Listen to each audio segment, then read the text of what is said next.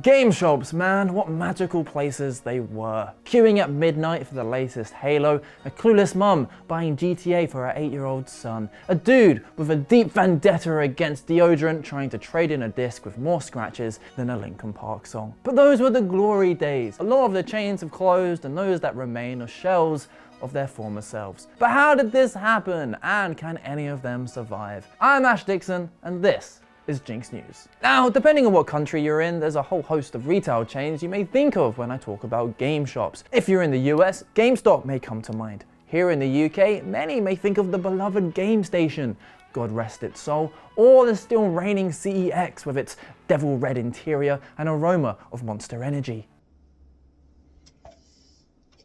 But for this video, I want to mainly focus on Game. Yeah, here in the UK, the main gaming shop is called just that. Game. I guess at least you know what you're gonna get. Either way, I feel like Game serves as a great case study for a trend that we're seeing across the globe. Now, obvious disclaimer, the retail industry and the high street, yeah, they've not been doing great lately. They haven't been for over a decade, and we've heard all the spiel before. The rise of online shopping and digital media, expensive parking, the unfortunate reality of having to actually go outside. And as much as there's a vocal group of gamers that are desperate to retain physical media, the truth is most have succumbed to the convenience of downloading stuff. And if they do want a disc, well, they're not going to navigate the wilds of the local mall to go get one. And to survive, game shops have had to morph and change with the times, for better or for worse.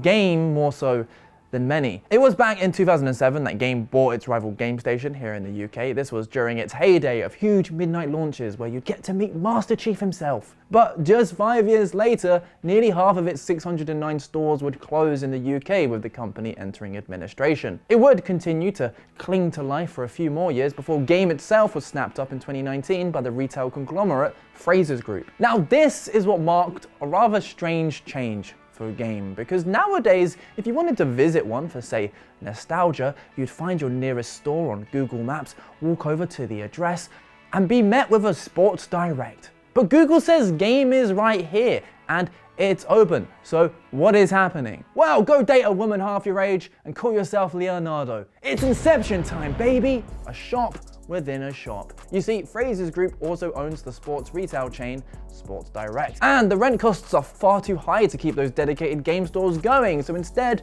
those entire stores have just been bunged into the back of Sports Direct. But that's not the only change. Only about 15% of the floor space is actually dedicated to video games. Instead, the bulk of the store is things like plushies, pop figures, board games, and just a whole array of other random gaming tat. It's essentially a toy shop for adults with, wait, not like an adult toy, you get what I mean. And from a business perspective, this probably makes sense. You only have to go to Comic-Con these days to see it's predominantly just people spending way too much money on nerdy shit, with a light sprinkling of celebrity panels and couples awkwardly trying to unicorn other cosplayers. I think as gaming transitions to software licenses that exist in the ether, we crave these physical, tangible items that we actually own, and that can't be taken away whenever a company deems fit. But the problem is, it seems Game has strayed too far from the nest, and this year it's been hit with all sorts of controversies. Back in January, they ended their trade-in scheme and the sale of pre-owned games. Everything's just retail price now. I can't afford that, bro. Plus, a whole load of their staff were forced onto exploitative 0-hour contracts. They were told via a mass Teams call. And more recently, they don't seem to bother stocking the biggest new games. To try and get people to pre-order titles like Black Ops 6 at Game, they often offer a free exclusive steel case. The problem is, they keep messing up the orders, so people come in to collect their game day one and they just don't have it in stock. Just weeks before, the exact same thing happened with the Silent Hill 2 remake, and it's like, you're literally called Game. You have one job. In fact, it's not any better when they do have the games. One source told Eurogamer that for Black Ops 6, arguably the biggest release of the year, their store received 5 copies. 5 copies. There's 19 more Call of Duties than that. But perhaps this is the future. It's not like more and more consoles aren't going digital only. Maybe in the future, shops called Game are not places where you buy games, just Lego sets and beanies with video game licenses. With Christmas coming up, I'm sure there'll be a nice injection of money, but what do you think? Can retail game stores survive? And if so, Should they, considering how much they've changed and morphed from their glory days? Hit us up with any thoughts or memories you have down in the comments. We make these videos every Monday, Wednesday, and Friday, so please subscribe. Otherwise, we'll all be back working in CEX.